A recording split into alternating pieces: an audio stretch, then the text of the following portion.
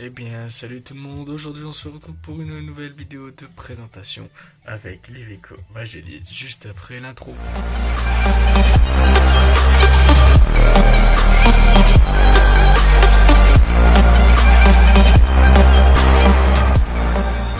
Salut tout le monde, aujourd'hui on se retrouve pour une nouvelle vidéo de présentation avec l'Iveco Magélis en dessin, avec une livrée Hauts-de-France, en même temps la livrée RRT 62, puisque c'est un bus en fait qui fait partie à RRT 62, de la Régie Régionale des Transports, et qui a cette livrée en même temps la livrée Hauts-de-France. Pour ça on avait le petit logo à l'avant et toute cette livrée.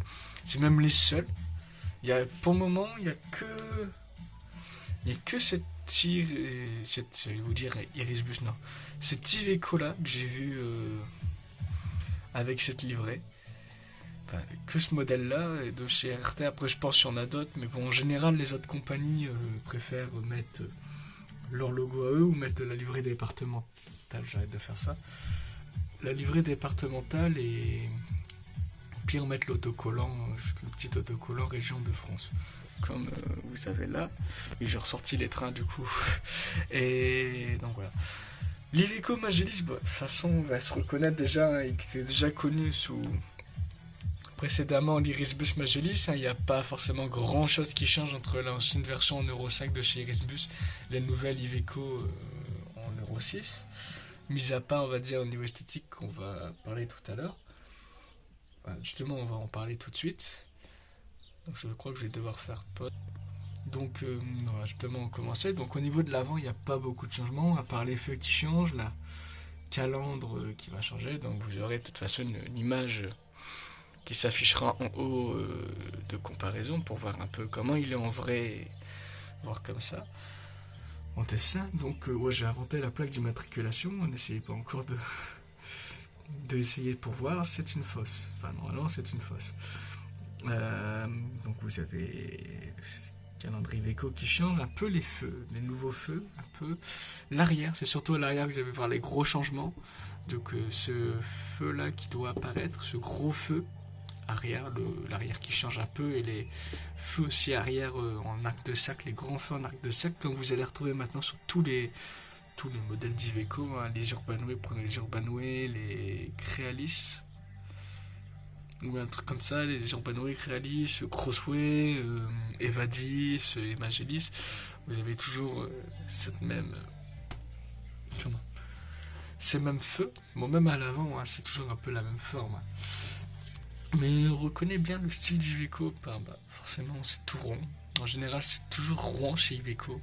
Beaucoup de rond. Et surtout, là, ce qui est même une grosse particularité de l'Iveco Magélis, c'est cette vitre à l'avant qui est à peu près plate, mais qui fait vraiment ronde et entièrement polie, ronde sur l'avant. Et quand vous êtes dans le bus, et même là ici, bon, ça dépend des versions, et vous avez aussi en fait c'est le principe d'une vue panoramique. En gros, quand vous êtes à l'avant du bus, vous voyez quasiment, vous voyez en haut, en bas, enfin normalement quoi, même si la vitre est plus basse, vous allez voir sur les côtés, très bien sur les côtés aussi, et vous avez très peu, du moins au niveau de l'avant, très peu entre guillemets de cache, de plastique, voilà, c'est très vitré. Vous avez aussi la particularité, bon, au niveau des clims, hein, les blocs clim, tu vois, c'est une particularité de ce bus. On a, au lieu de mettre les blocs clim sur le bloc clim sur le toit, qui dépasse vu qu'il est relativement haut peut-être, on a intégré la clim dans le plafond. Pour ça, juste au-dessus des fenêtres, c'est pour ça qu'il y a des endroits, c'est plus bas dans le bus. Et vous avez la particularité aussi d'avoir des vitres qui remontent jusque sur le toit. Et qui fait, ça, après je pense ça dépend des versions, ce ne sont pas forcément tous, mais moi j'en ai eu pas mal de chez RC62 que j'ai vu, qui, même s'ils ont aussi pas mal de métal, qui sont, vous êtes assis, vous avez la vitre normale sur le côté, vous avez aussi une vitre sur le toit, ce qui fait que vous avez beaucoup plus de lumière, plus de luminosité, et vous voyez plus, même, et il y a même, ce qu'il faut le dire aussi, certaines versions on a du coup enlevé le bloc clim, et tout le milieu, toute l'allée centrale est vitrée. Donc ça c'est plus rare, mais vous avez aussi toute l'allée centrale qui est vitrée parfois. Donc c'est un bus qui est très éclairé. Donc voilà, c'est un peu tout pour la partie un peu plus esthétique. Après vous avez par rapport à d'autres bus des soutes qui sont plus hautes. un peu plus haute par rapport au rond. En général, la soute s'arrête ici. Et là, ils ont des soutes plus hautes chez Iveco. Par contre, on a du coup, au niveau de la vitre qui est un peu plus haute aussi. Un bus qui est fabriqué à Annonay, je crois. Donc ils en sont fiers, hein. Ils mettent toujours le petit autocollant tout autour du bus fabriqué en France. C'est pour ça que là je me suis amusé à le faire, puisqu'il est de toute façon sur tous les Iveco Magélis qui sont vendus. Plus moi qui ont été faits en France. Après c'est dans les anciennes usines de chez Renault. Hein. On a du coup ici les grilles du moteur, hein, qui, comparé à d'autres modèles, des fois on a un placard ici, un genre de tiroir. Et vous avez des fois les sautes ici. Après, vous devez aussi avoir, bon là il n'y a pas sur ce modèle-là, mais certains modèles qui sont généralement utilisés, enfin, qui étaient précédemment avant utilisés chez genre Starshipper ou Euroline, c'est plus Starshipper, mais maintenant qui est racheté par Flixbus. Vous avez parfois l'élévateur PMR, si je ne me trompe pas, oui, l'élévateur PMR qui, si c'est comme chez VDL, je crois, se situe aussi juste au-dessus des roues pour éviter de perdre de la place sur les bagages. Mais après, ça, j'en suis pas totalement sûr. Ici, vous avez, normalement, ici, c'est un boîtier. En général, vous avez un boîtier, oui, c'est celui-là. Il est pour l'essence, mais vous avez aussi un boîtier pour les suspensions, pour débloquer les suspensions. Bon, après, ça dépend des bus, parce que oui, il faut savoir aussi, vu que c'est un bus de voyage, vous avez les suspensions qui sont réglables. Vous pouvez surélever le bus et rabaisser le bus, normalement. Donc vous avez ça, donc forcément, hein, on a la différence entre un bus interurbain et un autocar de tourisme, c'est qu'il est plus haut aussi. On a la petite antenne, vous voyez le truc qui tourne. Sur quoi je voulais vous parler aussi, on a cette forme qui arrondit, qui fait, on a l'impression le bus qui, au fait, que le bus est plus bas, avec cette forme ici au niveau de la vitre, mais ce que c'est assez original, en général sur les bus, vous avez par exemple au niveau de la porte cet angle, qui part soit il fait comme ça jusqu'à la vitre en bas, il part des vitres en haut, il fait là, ou il part en décalé de là, mais il va jusqu'à en bas de la vitre conducteur, du pare-brise avant. Et ici en fait on n'a aucun des deux. C'est original. Ça part de la hauteur. Mais par contre ça prend la ligne toujours ronde. Et ça par contre c'est pas mal. On a vraiment une ligne continue. Si vous prenez claque, ici ça se coupe.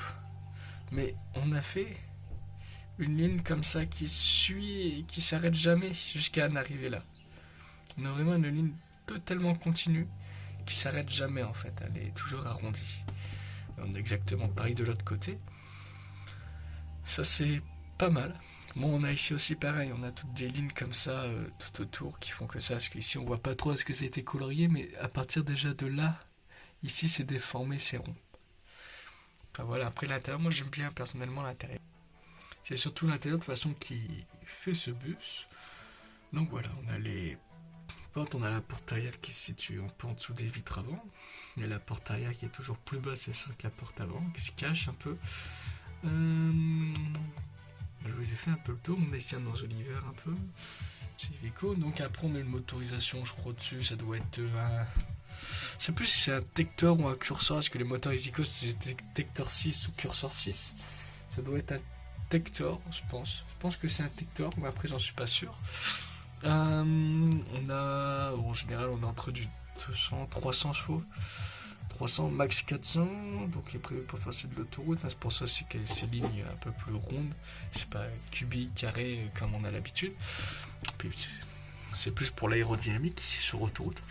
Et la consommation de carburant, puisqu'il va faire des longues distances. On retrouve cette ligne ronde de chez Iveco et oui. Donc je vais plus parler des caractéristiques techniques. Un peu plus haut qu'un bus classique, doit faire 4 mètres, un truc comme ça. On doit avoir aussi le nombre de passagers, on doit être sur du 53. Entre une cinquantaine de passagers, un petit peu plus de 50. Puisqu'il y a plus d'espace, c'est généralement plus grand que... Enfin, il y a plus d'espace du moins pour les passagers que sur un bus interurbain ou un bus urbain. Vous avez ça, vous avez des plus grandes soutes. Qu'est-ce que je voulais vous dire aussi? Vous avez une anecdote avec ça, oui. Par rapport à d'autres bus Iveco, par contre, beaucoup de bus de voyage font pas, par exemple, les doubles échelles arrière. C'est vraiment l'Iveco Magélis en fait. Je crois que le double échelle arrière, faudrait que je regarde, mais je crois pas qu'il existe vraiment. Oui, il existe peut-être, mais c'est très très rare. en double essieu arrière. En général, vous voyez toujours l'Iveco Magélis, c'est du simple essieu arrière, c'est toujours 12 mètres, 13 mètres au plus long, toujours entre du 10 et du 13 mètres. Par contre, si vous voulez, après vous avez le comparé à ce qu'on va dire par rapport à chez VDL ou à Vanol, où vous allez voir le simple, mais vous allez voir aussi même je pense aussi à Volvo, où beaucoup, même souvent, vous allez avoir double essieu arrière, deux essieux à l'arrière. C'est un peu la spécificité d'Iveco. Donc voilà, j'espère que cette vidéo vous aura plu. Et n'hésitez pas à laisser un petit like, à vous abonner et à rejoindre aussi le compte Instagram de la chaîne qui est en lien dans la description et aussi le serveur Discord si vous le souhaitez. Voilà, c'était Tao62 et j'espère que cette vidéo vous aura plu.